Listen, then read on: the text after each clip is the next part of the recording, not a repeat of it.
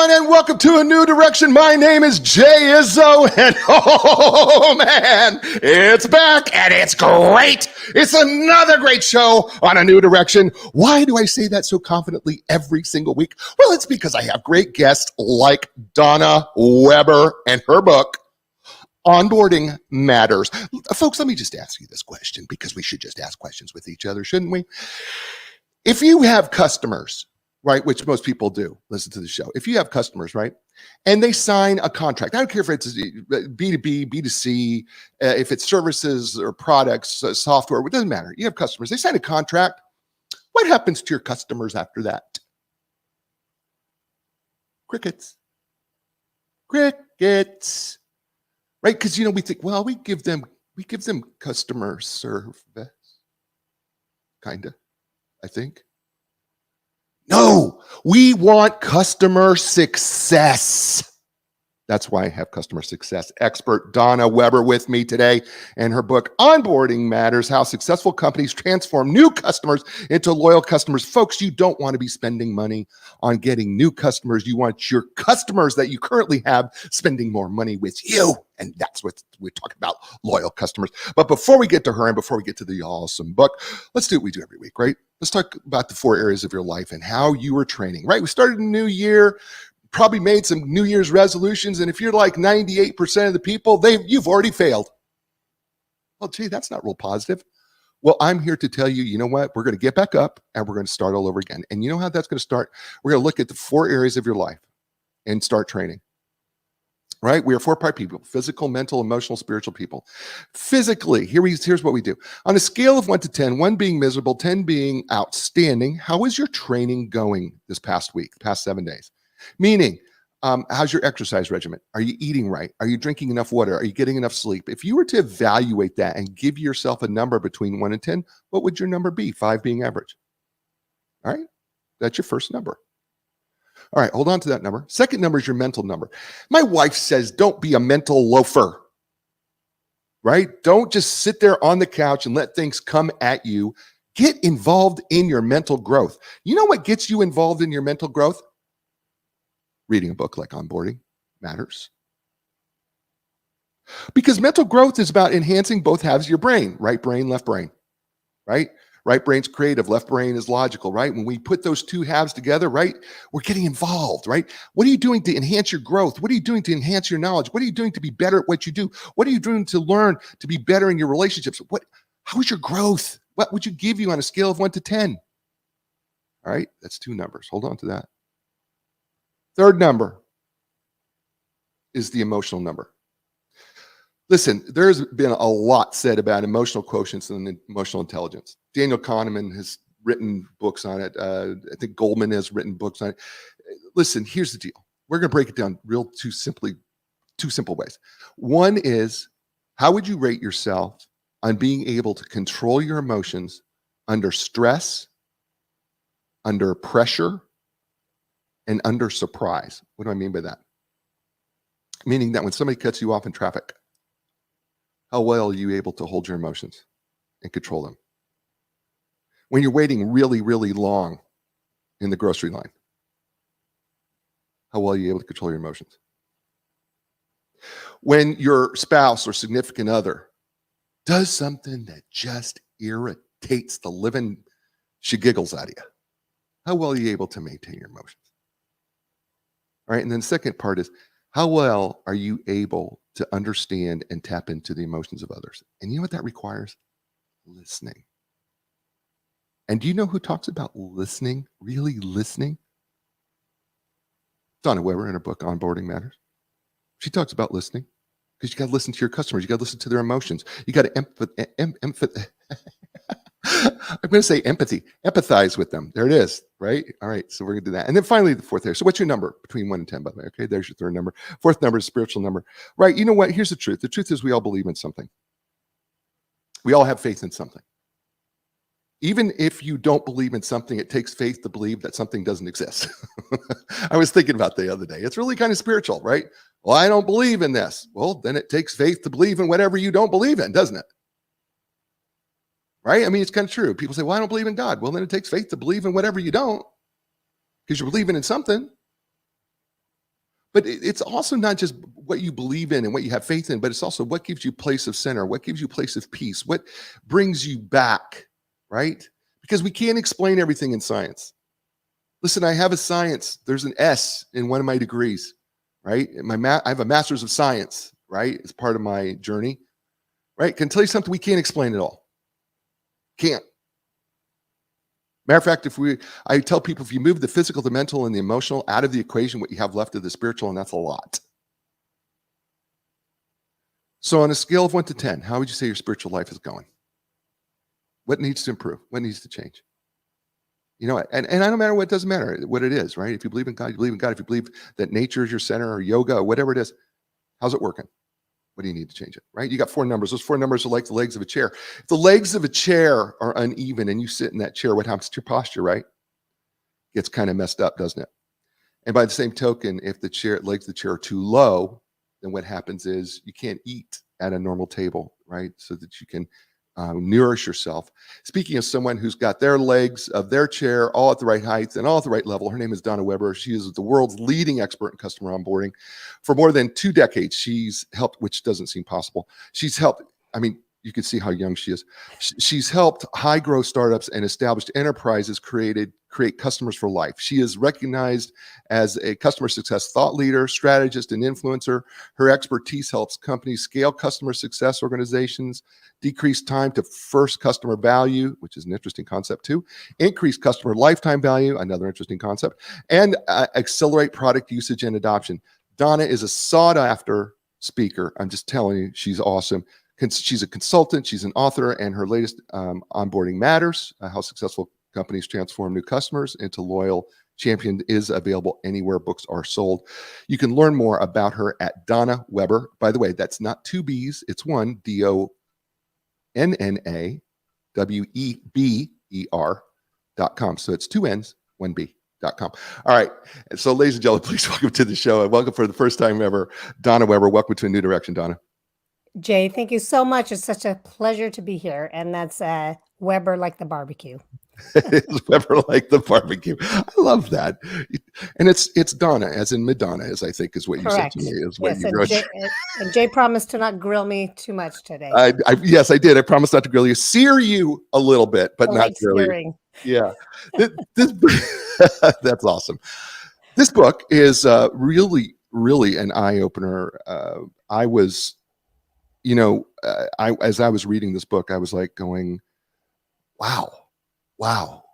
The companies I coach, are they doing that? Are we really thinking through this? Are we, I think sometimes we use the word churn, that we churn through customers, but this book would really opened me up to going, okay, even as a coach, I was like going, I think every coach needs to read this book, because you need to really think about what's happening. If you're a business coach, what's happening with customers, because as you say in the introduction, right away, first thing you say is customer onboarding is a mess, isn't it? It is, absolutely. And why is it such a mess, Donna? Well, I'll tell you why, Jay. So, even though our economy has moved more and more into subscription economy, into this economy where you don't just get new customers, but you need to keep them and get them to renew and expand. And I'm working with a lot of companies now that have like a consumption model. So it's not just that, we want to renew them, but the goal is like they might start with just a few, very small spend. And the goal is to get them to spend more. There's still this thing about like getting new customers is like still the sexy thing, the new logo, you ring the bell, the sales reps are still seen as like the heroes of a company. And even for startups might be getting 80% of their revenue from existing customers, the new customers still are getting all of that attention. And I think it's a huge blind spot in the way companies work with their customers. Well, and then you've created a framework, I guess, or a system or a process. I'm not sure, but you call it the orchestrated onboarding framework, and that's the whole purpose of this book, because you saw this mess, and now you've kind of created this. Is it a system or a framework? I guess I call it a framework. You call it a framework, right? Yeah. That is going to fix this, right? And because one of the things you talk about, and you use this phrase a lot, is we have this ad hoc reactive onboarding that we've got to get away from, because we're being way reactive with our customers, aren't we? Well, the thing is, Jay, is that customers have a lot of choice now. There's been this whole consumer revolution, especially in the business to consumer space. Like, I don't know about you, but when I go to buy something, I go to maybe some social channels, ask people what they think. There's, lots of places where I can go through reviews. And so even before I consider buying something, I usually have done my research as a consumer. So the consumers have a lot more power now. And so it's not that, they're going to do business with a company just because they're the only option out there. There's a lot of options. And the reality is that the products are becoming more and more commoditized. So it needs to be what differentiates companies is now more about the services they provide. So when you sell to a new customer and then you just go like, see ya, and I'll wait till you have a problem. Customers don't want problems. They want to be guided to success. And if you think about it, even if you order a pizza online, you've got this visibility and transparency with I'll just say Domino's, as an example. Like, okay, they're spinning my dough, they're throwing on the pepperoni, it's going in the oven, it's loading in the van. Customers are used to having this relationship now and not just sitting there in the dark and waiting till they have problems. People don't want problems. I don't know about you, but I'm busy, you're busy. We don't want problems. We want that extra service to guide us to value in that product. Well, and I don't know if this is an appropriate place to talk about it. We can talk about it here, but we talk about it later. But you talk about the heroics that we kind of go through. Like, it's like, oh, we solved the problem. Now we're superheroes, right? And that's not really, when we're talking about we shouldn't be superheroes, right? I mean, that's kind of what we're saying here, right? We need to do a better job, because superhero-ship shouldn't happen. Well, that is really expensive. So I worked at a company where we waited in until customers had problems, when about 2 or maybe 3 months out before they were due to renew, if there was any a risk of that customer churning, which means they wouldn't renew, we would just send in all the troops, parachute in the technical experts. They would pull all-nighters. In the before times, we might fly executives around the world to meet with that company's executives. And, I was like, well, we're spending, double, triple, quadruple the value of this account to save it, to get the churn. And my colleague, Greg Danes, says that most of the time when you pull those heroics to save an account, they're less likely to renew than accounts that never needed saving in the first place. So one, that's very expensive. And two, the customers, you're waiting until they have problems. And three, the likelihood is that you're going to lose that customer anyway. And, you talk, well, and this isn't where I was thinking about going. It's amazing how the show just all of a sudden just takes a life of its own. And we just go because you open the door to it. And here's the other problem, right? It's the customer acquisition cost, or the CAC, that you talk about in the book, is that it costs us so much more to get a new customer than it is to get business from a customer we already have, right? Yeah, absolutely. So some people call that CAC, customer acquisition costs. And the reality is that all those sales and marketing costs, it could cost you several dollars for every new dollar you bring in for that initial sale. And back in the days, and I'm going to talk mostly kind of software, business to business software, because that's a lot of the world that I work with. But back in the days when we had these perpetual licenses where a company would buy your product and they would own it, kind of like you would own a house, you might have this long sales cycle and it cost you a lot, but you're going to get paid a lot of money up front. And so that was worth it. But now, in a sense, your customers in the subscription world, they're renting. So it's kind of like they're renting your property. And so you're spending all this money, but now you're going to get your monthly rent, or maybe you're going to get some annual rent. But you're not going to get all that. You're not going to get paid back for all those customer acquisition costs. So it might be that for every new dollar you bring in, you're only going to make it's going to cost you $2 or $3. However, once you keep that customer past that first year, sometimes some companies, it might take them 2 or 3 years to break even and start making money, but now it might cost you pennies on the dollar. So, let's say now it's gonna cost you 10 cents to renew that customer and to keep them. Now you're making 90 cents profit on every dollar, and then you get this compounding effect, and that's why subscriptions are so attractive. And I don't know about you, but I haven't personally, but I've seen where you can buy underwear on a subscription. I've seen where you can buy cosmetics on a subscription. So it's no longer just magazines and gym memberships for consumers. I mean, through Amazon, you can buy supplements, house products, toilet paper, everything on a subscription now. And the thing is, then it keeps me buying, and the company starts compounding revenue. So that's why it's so attractive for all sorts of businesses. Well, And and and so it's so important that companies keep their customers, because then you get this compounding revenue, which lead to amazing profits. and I'm sorry, I didn't mean to cut you off there. But it also dawned on me too that when we think about subscriptions, I also think about it since there's a lot of people who are in the service industry here. But subscriptions to me are also referral business, right? Because I think of it in terms of how, if you really did a great job with your onboarding your customer in the service industry, they are continually getting you more business. So it's kind of like they're renewing their business because you've done such a great job onboarding them. Because like if it is in the real estate industry, for instance, right? You go through contract phase and then it gets handed off, and we'll talk about handoffs because it's part of your framework. But then it gets handed off, and it could depends on the market, but it could take a while to sell a house, and depends on the price. But then they sell the house closes, and then they sit, right? And then we kind of neglect them, right? But we all know that in the housing industry, it's about 4 years that people buy, or people will sell that house and move on. What did you do in that 4-year period of time? And how are you utilizing that customer that you already have to keep them engaged? Not only so they come back for 4 years, but are actually providing more revenue by giving you referrals to people that if you did a good job.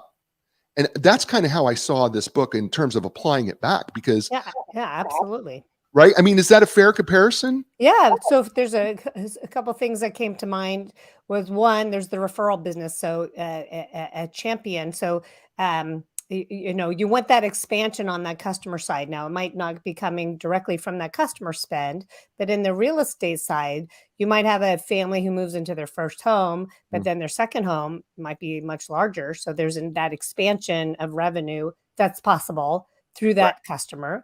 right, And then there's the referrals, and you might not be doing kind of, in a sense, ongoing business with them, but how can you keep them engaged as part of a community, and how can you keep giving them value, so then they see that absolutely, this if you're my real estate agent, Jay, like anytime anyone I know is looking for a real estate agent, I'm spreading the word. And you know for my business, that's how I get business, is through personal referrals. That's the lifeblood of my business. right. And right. And if you've done a great job onboarding customers, they're going to want to tell people about how They great will, you just like are. I want to write a review on Amazon for something I like Right. or don't like. And the reality is, bad news spreads more quickly than good. Sadly, sadly, Yeah. it's so And true. yeah, absolutely. And so then you need to kind of nurture that and not use hope as a strategy. So I talk about Oh yeah. using hope as a strategy in the book. And so we don't just hope that somebody becomes a referral and a champion. We need to bake that into that customer journey and drive that behavior. I love that. By the way, the one thing I want to point out is that we're going to refer to, because you got a bunch of research in this book. And one of the things that you've done, and I want people to know about your research background, is that in 2020, you published the customer onboarding report, board report, and you went through and you did a major survey. And so a lot of the results that we're going to read and talk about today come from that report, which is a very extensive piece of research for you. And kudos to you, by the way, for that report, because we're going to be referring to that throughout the coast. So I want people to know that as well. So congratulations, by the way. I Thank know you. what kind of work that takes, being in research, and how difficult that can be. You know what? I got to tell you something. You're listening to Donna Weber here on A New Direction. Isn't she fabulous? And we've just started. You know what? We'll be right back right after this. Hey, folks, I have two great sponsors. One is Epic Physical Therapy. They are fantastic. They are my physical therapists, and they should be yours too. And let me tell you why. They work with anybody. And when I mean that, I mean anybody from an injury to if you just want to move better, if you're a professional athlete. Yes, I've seen professional athletes in there. You know what? Here's the deal. When you're ready for your epic relief, your epic recovery, your epic results, everybody seems to start at Epic Physical Therapy. That's epicpt.com. That's EPIC. pt.com. And Linda Craft and Team Realtors, for over 35 years, they have helped people buy and sell homes all over the world by making relationships. There is a reason why her first customer from 1985 still comes back, and why her customers say she is the legend of customer experience and success. So when you're ready to buy or sell your home, regardless of where you're at, start with Linda Craft and Team Realtors. You can learn more by going to lindacraft.com. That's LINDACRAFT.com. And we're back here on A New Direction. We're with Donna Weber and her book, Onboarding Matters. And we just kind of getting started. We went through the introduction. A lot of meat in there, though, in that introduction. So if you've missed it, the first 20 minutes, you know what? Go back and listen to it again, because it's worth a listen. Let's go on to chapter 1, Donna, which is entitled, by the way, the book is divided up into 3 sections. The need for orchestration is part 1, and chapter 1 is onboarding is the most important part of the journey. You have something in here from Tara Nicole Nelson, author of The Transformational Consumer. And she says, most companies are very focused on getting new customers into their funnel. It's a foolhardy thing, and it's unsustainable as a business model to spend so much money generating new disengaged customers until your company masters keeping customers engaged. It's like pouring champagne down the bathtub without a stopper. Wow. And that's where it starts, doesn't it? Yeah, indeed. So, I like to say expensive champagne, because we just talked about those Right. customer acquisition costs.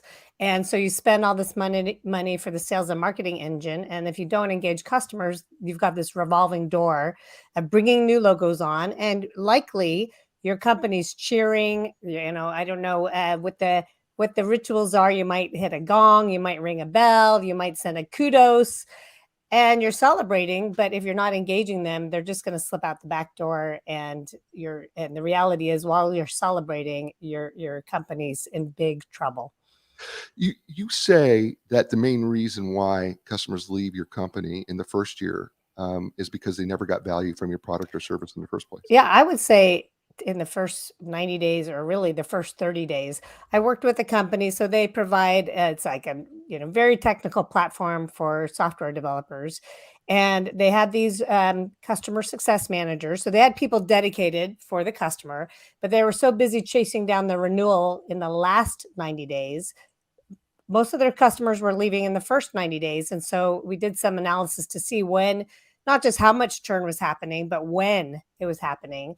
And it was mostly in the first 90 days. And then we looked at the first 30 days. So 53% of their customers were leaving in the first 30 days. And, I don't know about you. I've log in, get a new mobile app on my phone. If I'm not getting to some value, maybe it's free, maybe it's $1, maybe it's $10. But I'm going to stop using it if I don't see a clear path to something that is meaningful to me immediately. And I think I see a correlation between the buyer journey and when you need to deliver value. So you might be selling this big enterprise product that takes months to sell.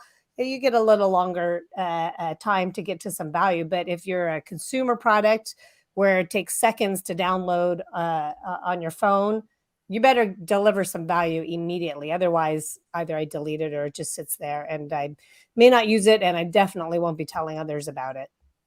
Yeah. See, when we say this, that they leave, I started thinking about this because this is going to lead us into why customer onboarding is so important. And we're going to talk about Ed Powers in a second here. But they mentally leave before they physically leave. Oh, that's an excellent point. And so we've churned, right? And by the way, it doesn't take 30 days to churn mentally. Because this is what was eye-opening to me when I was reading your book, and you did this. So I'm going to blame you for this. Because I was like going, well, the brain science, right? The brain comes into play 3 areas: first impressions, buyer's remorse, and cognitive closure. It's the 3 areas that Ed Powers talks about in the neuroscience during onboarding. I have mentally checked out prior. And I don't care what, if it's a product, service, or piece of software, if it's an app on my phone. That doesn't matter. I've mentally checked out. Matter of fact, I may leave the app on my phone. I just did this the other day. I have so many apps on my phone that I have not used because they have no value to me whatsoever. But for whatever reason, I just chose not to remove them. And maybe there's value opportunity, but if you don't know about the value, then there is no value. Right. I started going through and I'm going, why do I have 7 weather apps? Clearly 6 of them are not worth anything. Right? I had 7 weather apps on my phone looking for the right weather app because I didn't get the value I was looking for. I had checked out with those apps, but I never took them off my phone. And I started realizing that there's a mental checkout period here. And this is where I want to talk about the neuroscience, because you make a really important point that the neuroscience comes into play. And those 3 areas: first impressions, buyer's remorse, and cognitive closure. So let's talk about first impressions and the importance that neuroscience and that plays with onboarding. Well, when you're working with customers, and my colleague Ed Powers, as you mentioned, enlightened me to the importance of neuroscience. But when companies are working with customers, there's this idea that kind of every customer touch has equal value.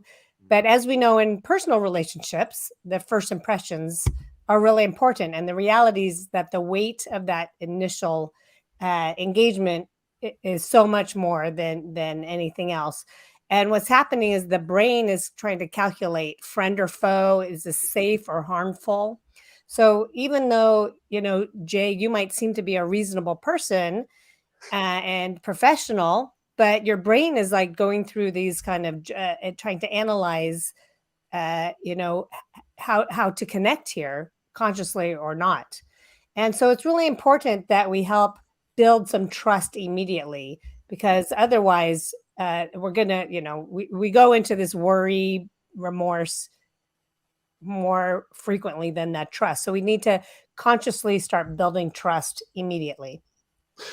And this is why because what you're talking about here is confirmation bias, which you talk about in here, is one of those first judgments that we make, right? That because we're in the meeting, you're selling me, and I am the potential client, and I'm in there and you're going through your presentation, and I am trying to confirm in my head every negative thought that I have about you and what you're going to try to do to me. Right? Is what I try. That's what I'm doing as a client. This is so important because I just gave this talk to a group of financial advisors. This is so important that if you don't understand that people are trying to confirm the negative bias about you, right? Because I know in a perfect world, we'd like to think, well, we should think the best about people. We should think that they have our best interest at heart. That's not the way we think. I'm sorry, but we just don't think that way. We're trying to confirm all the negative things about you. See, she's trying to get me, trying to tell me something I don't want. She's already added to it, right? That's what we do. Is that fair? Yeah, absolutely. So what happens with confirmation bias is that the brain starts creating stories, and it might be like, let's say I book a nice vacation. I've got some good stories and I start fantasizing because I've seen all the photos online, so I'm creating this stories. I get this anticipation, or I might be worried that it's not going to live up to it. But the confirmation bias is like then you start looking for evidence to support the negative or positive bias. Okay.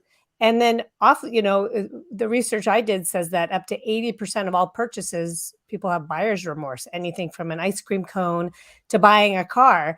And, I don't know about you, but when I go out to eat with my husband, whatever's on his plate always looks better than mine. Right. Is that what that is? I wonder why my wife goes, try some of that. Oh yeah. I always need need to have a bite. And then, oh man, I probably should have ordered that. So I'm eating my meal, not even present with my meal, because my brain is running through, oh, I'd be so much happier, confirmation bias, if I order something else, right?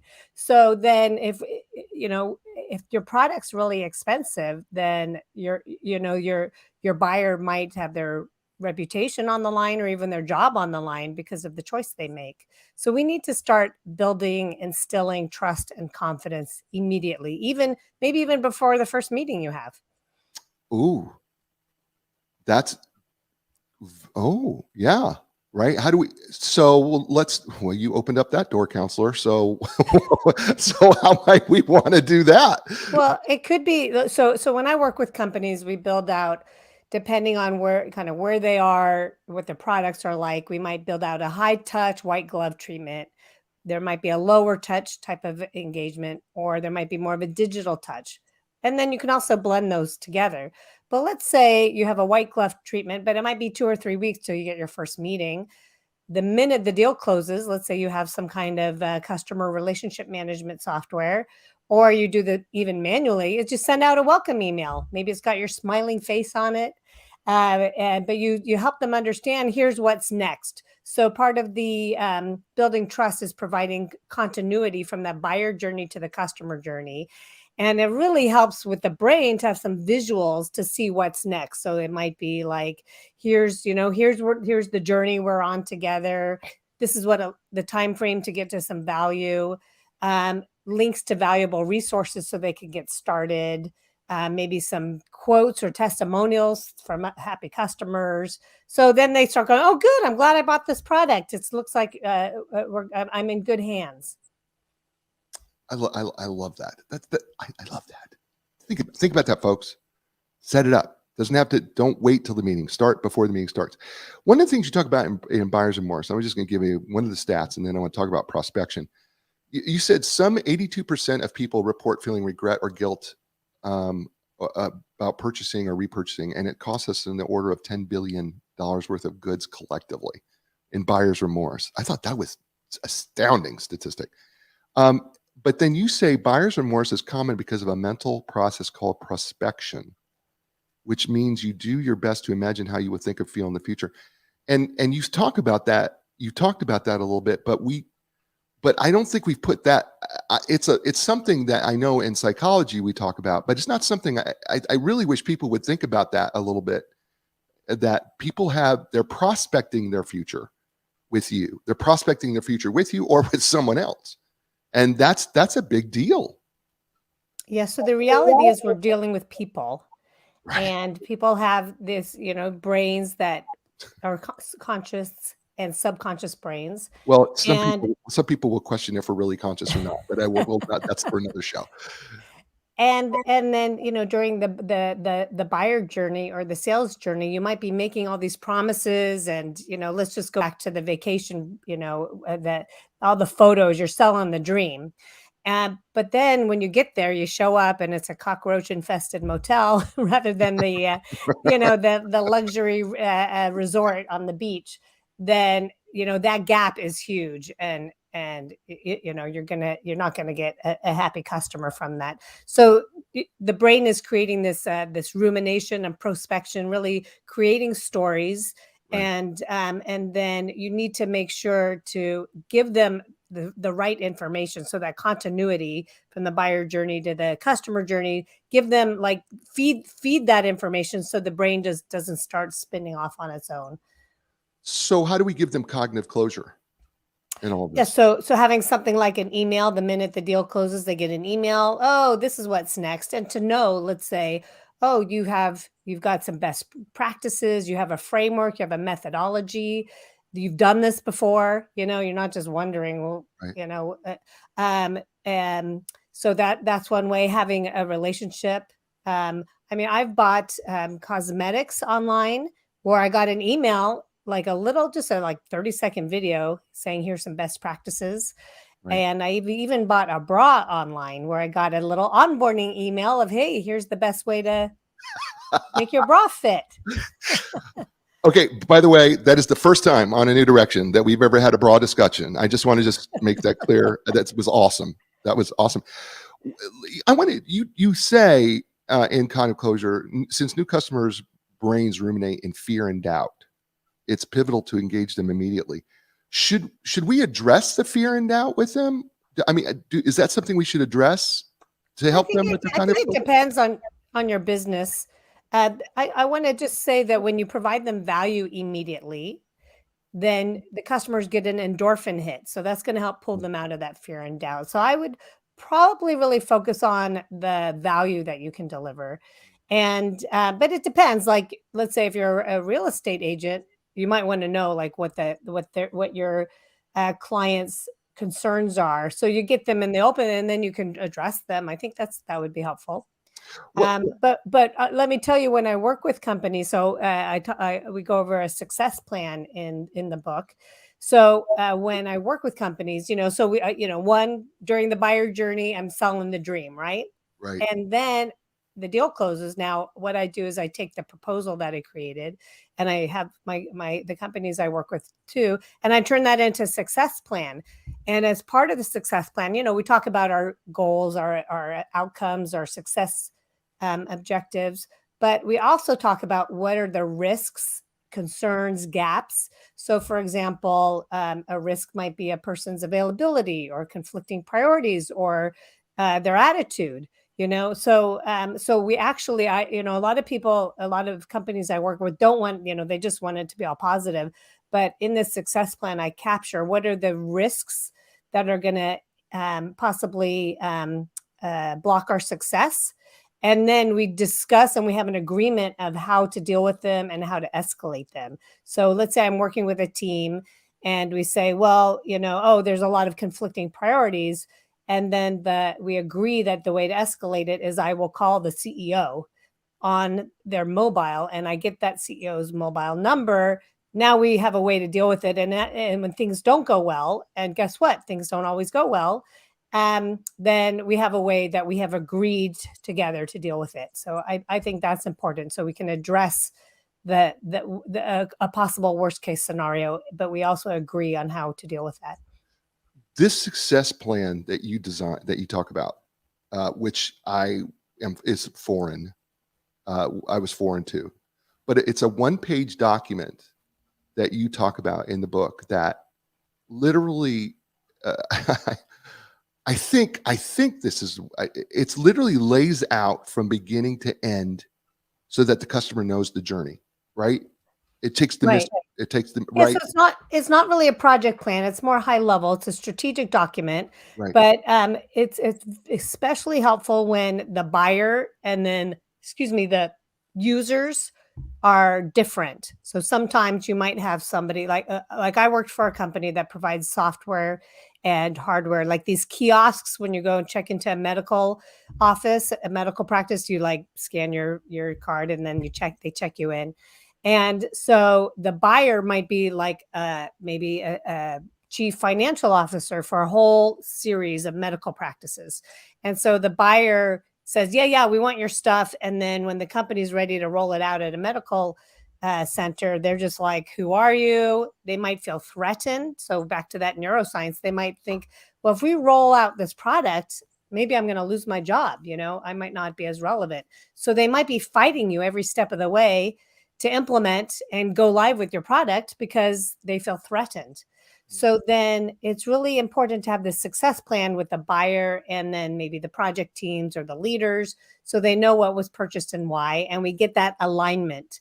I worked with a company where, and I'm working, it's just me. I'm not like handing it off from a pre-sales person to a post-sales person, but I worked with a company that provides software for supply chain management. And, I had great discussions with the buyer. We agreed upon everything. And then we launched our work together.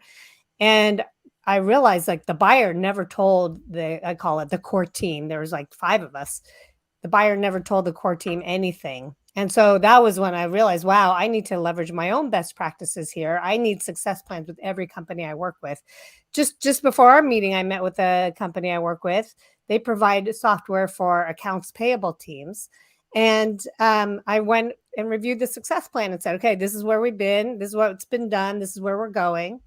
And people need to know where we are in the journey. They need to have that big picture of what are the success outcomes or the objectives. What does value mean? Because you might use the word value, but what's in my head versus what's in your head might be completely different definitions. Timelines. If your product's really complex to implement and onboard, then I would probably move to a project plan for all those like deliverables and timelines.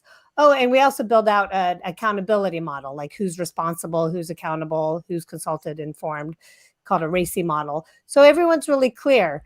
And then when there's issues, we can always refer back to that, for example. But it just really helps to get everyone on the same page. Sometimes the leader that I talked to during for the proposal, and then the project team might say that's not reasonable. This is the objective, and we're having a conversation before we start diving into the weeds of the project. You know what I liked about what you talk about the success plan? First of all, it's one page, not several pages. It's just one page. But the second thing I really loved about it is that you found a way. You have to find a way in the success plan that the customer takes some responsibility, and because they got to be held accountable too. And I think that is a critical piece because, while they may not have, there has to be some role that they play in this too, to make it work. Indeed. Right. It just does. And it's got to be more than money. I mean, you have to, mentally, emotionally, physically be a participant, and maybe even spiritually. Yeah. As you're talking about that, you talked about physical therapy earlier. And I got to tell you, like when I've had issues with my body, I would love to go to a physical therapist and just make me better. But guess what happens? And I'm sure you've had physical therapy too. You go home with a lot of exercises. And it's not just like lying on the table and being fixed. You go home with a lot of exercises. And I've had times where it's like an hour a day of doing all those exercises. And it's like, well, how often do I need, how long do I need to do these for? Maybe like the rest of your life, Right. And so that's accountability. And it's not about just getting fixed. It's about, this is a partnership. I'll do my work while we have our appointment together, but the work sticks because of what you do when we're not together. It's awesome. Her name is Donna Weber. The book is entitled Onboarding Matters. And as you can tell, it really does. And you're listening to her here on A New Direction. Folks, I love my physical therapist. God, here it is, right? We're talking about the elite team at Epic Physical Therapy. They're my physical therapists. They are certified in the most comprehensive cutting edge treatments available, like blood flow restriction therapy, dry needling, cupping, just to name a few. They have the leading cutting edge equipment. I'm just telling you, even professional athletes go to see them. Check them out. When you're ready for your epic relief, epic recovery, and epic results, go to epicpt.com. That's EPICPT.com. And Linda Craft and Team Realtors, for over 35 years, she has been helping people all over the world sell and buy homes. And one of the things that she is most noted for, and the reason why she's been at the top of the game for over 35 years, is because she creates customer relationships. And not only customer relationships, the relationships of people that have become friends for her and are friends of the Linda Craft and Team Realtor show, if you really want to put it that way. Listen, she understands that your home is most precious to you, and so are those memories. So listen, when you're ready to buy or sell a home, regardless of where you're at, start with Linda Craft and Team Realtors. You can learn more by going to lindacraft.com. That's LINDACRAFT.com. And we're back here on A New Direction with Donna Weber and Onboarding Matters. Yeah, I just kind of did a little jingle. I just kind of felt like doing that. I don't know. Sometimes things happen. First of all, are you enjoying this? Oh, absolutely. I'm happy because I'm really enjoying listening to you. I love what you have to say because I just think it's so important. Chapter 2, by the way, we're only in chapter 2. Hope is not a strategy for onboarding customers. What do you mean? Hope is not a strategy. We've talked about that a little earlier, where you can't just hope customers get value. You can't just hope they buy more. You can't just hope they tell their friends and colleagues. You need to determine what they need to ensure that happens. So, for example, if your company is a consumption where, the goal is that they're buy more, it might have a really easy entry, spend a few dollars, you get something, but where you really it makes a difference is when they buy 3 or more. Then you can't just hope they buy 3 or more. When your customers buy 3 or more of your products, that they're a customer for life, right? But you can't just hope they buy 3 or more. You need to map out steps in the customer journey to ensure they're going to buy 3 or more, and drive that behavior, whether it's through we talked about high touch, white glove treatment, whether it's through digital touch, through email campaigns, through driving value, but it's important to know when that customer gets sticky, and then ensuring that that's like baked into your customer journey, that they get to that sticky point. So let's jump to chapter 3, part 2. Chapter 3, part 2, by the way, is the 6 stages of orchestrating onboarding, orchestrated onboarding, and her brilliant work on the orchestrated onboarding framework, which I'm going to get to here right now. There are 6 stages in the orchestrated onboarding framework here: embark, handoff, kickoff, adopt, review, expand. But maybe we should talk in general why you chose the term orchestrated onboarding framework.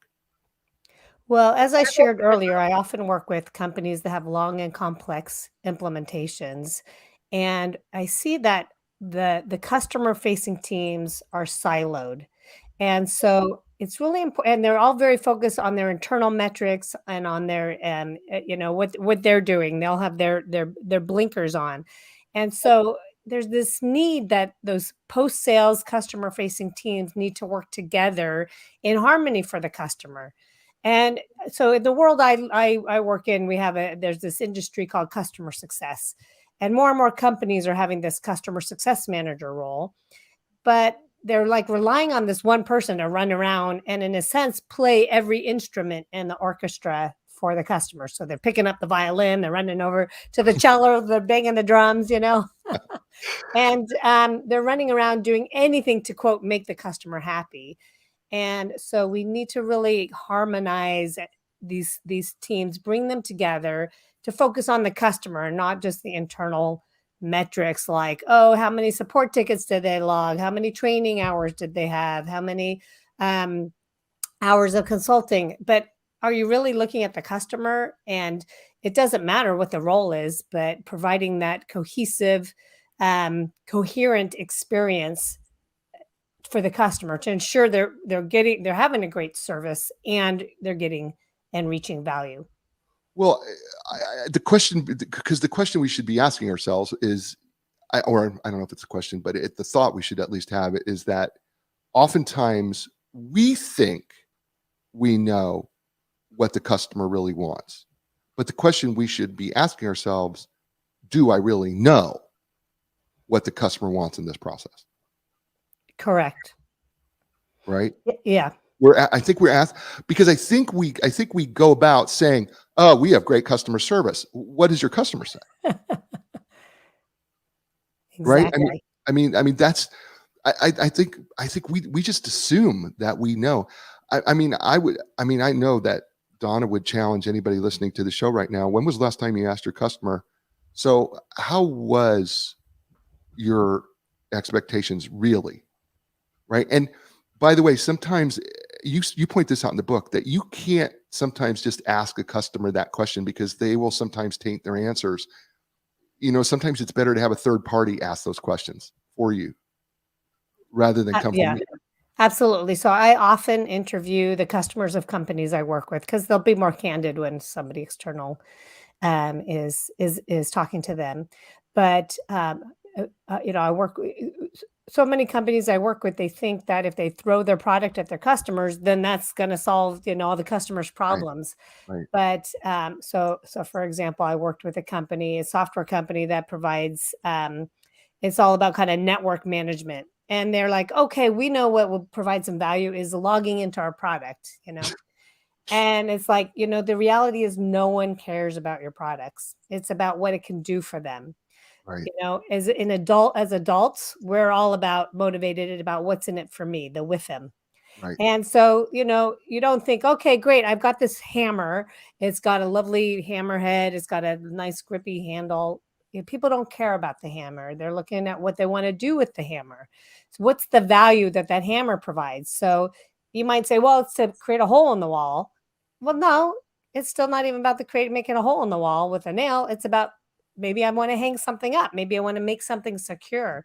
So you really need to know what the value is that the customers want and need from your product. And that's what you're going to sell. I mean, I'm reading the book right now called Start with Why by Simon Sinek. It's a Hmm. very popular book, and I've never read the whole thing, but what's the why of the hammer? Is creating a better environment, right? So that's what you need to sell, and not get so fixated on your features and your functions or how you compare to the competitors. And then you need to drive the customers to reach that value very quickly. What you just came up with a new book. Know your customers why. I think you just came Mm, up with another book. thank you. Yeah, because I mean, really, because that's what you just said. Because if you really know your customers why, then right, because it's not the surface why. It goes much beyond that. It's not hammering the hammer is not about hammering the nail. It's about the picture that they want to put up. Oh gosh, Donna, that's great stuff. All right, before we get lost into that world, let's talk about the embark stage.